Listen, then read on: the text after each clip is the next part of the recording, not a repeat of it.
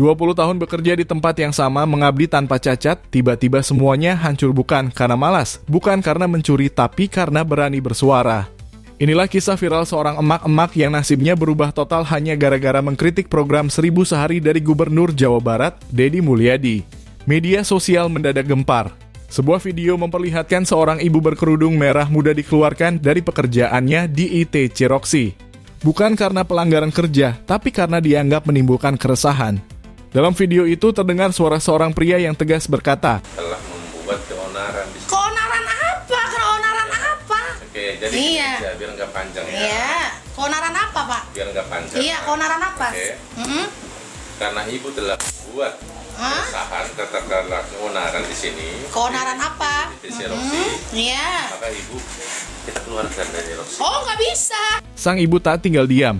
Dengan nada tegas ia menjawab, Oh, saya ingin dikeluarkan oleh Sinar Group dari gedung ITC Roxy, Mas. Iya. Nggak apa-apa. Oh Nggak iya, nggak apa-apa. Oke. Nggak apa-apa.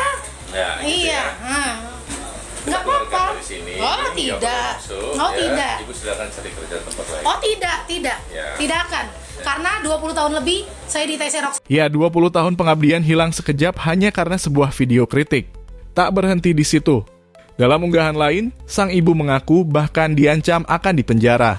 Ia menuding bahwa langkah itu datang dari orang-orang kuat di balik Gubernur Deddy Mulyadi. Anak buahnya Deddy Mulyadi, pasukan ya, bukan anak buahnya Deddy Mulyadi sih ya.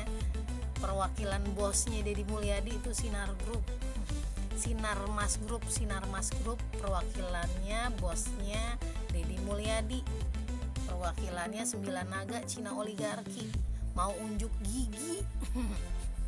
Mau memenjarakan saya kalian ya, mau mencoba memenjarakan saya seperti dulu lagi.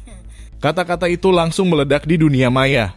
Ribuan komentar bermunculan, sebagian simpati, sebagian heran, dan tak sedikit yang geram. Semua bermula dari kebijakan baru Deddy Mulyadi yang disebut Gerakan Po Ibu atau Reongan Sapo Sarbu. Program ini mengajak warga Jabar menyisihkan Rp1.000 per hari sebagai bentuk gotong royong sosial.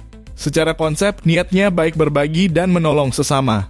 Tapi di dunia maya, niat baik itu malah ditangkap berbeda. Banyak yang menilai masyarakat sudah cukup terbebani, kenapa masih harus dipungut 1.000 per hari? Apalagi datang dari pejabat. Dan di tengah kritik itu, sang ibu viral tadi menjadi salah satu suara paling lantang. Deddy Mulyadi, udah kelaparan Anda ya? Deddy Mulyadi membuat surat apa ya sebagai Gubernur Jawa Barat. Kelaparan lu ya? Udah nggak bisa korupsi lu, otak lu cokoy lu ya, disuruh atasan lu bikin program mengatasnamakan rakyat, bantu desa lah, dana bantu desa rakyat lah apa, sampai anak sekolah buruh segala macam. Bahkan anak sekolah lu mau pintain 1.000 per orang. Kali berapa juta jiwa, bukan kakak lagi, semua dari kalangan masyarakat sampai bocah-bocah lu mau pungutin 1.000.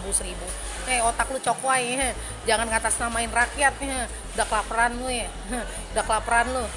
udah nggak bisa nge-up anggaran, udah nggak bisa korupsi dari berbagai sisi.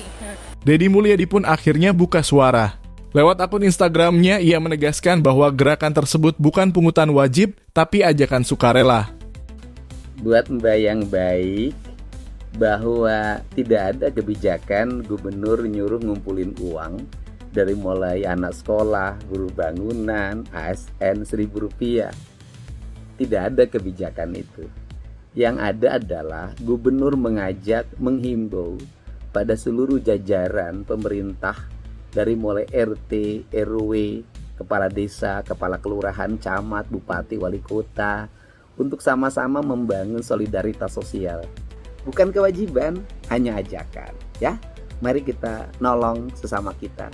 Barangkali hari ini kita memberikan sumbangsi pada orang, bisa jadi suatu saat kita yang mengalami kesulitan dan akhirnya ada tempat, ada penangguhan, ada tempat mengadu di mana kita bisa meminta pertolongan. Sebagian menilai reaksi terhadap kritik terlalu berlebihan. Bagaimana bisa seorang pekerja yang hanya berpendapat malah kehilangan mata pencahariannya? Kisah ini lebih dari sekadar soal Rp1.000. Ini tentang bagaimana suara rakyat kecil sering dianggap ancaman, bukan masukan. tentang betapa mahalnya harga dari keberanian untuk berbicara. 20 tahun kerja lenyap dalam semalam. Tapi mungkin dari kisah ini banyak yang belajar bahwa kejujuran dan keberanian meski menyakitkan kadang justru menjadi bukti cinta paling nyata pada negeri ini.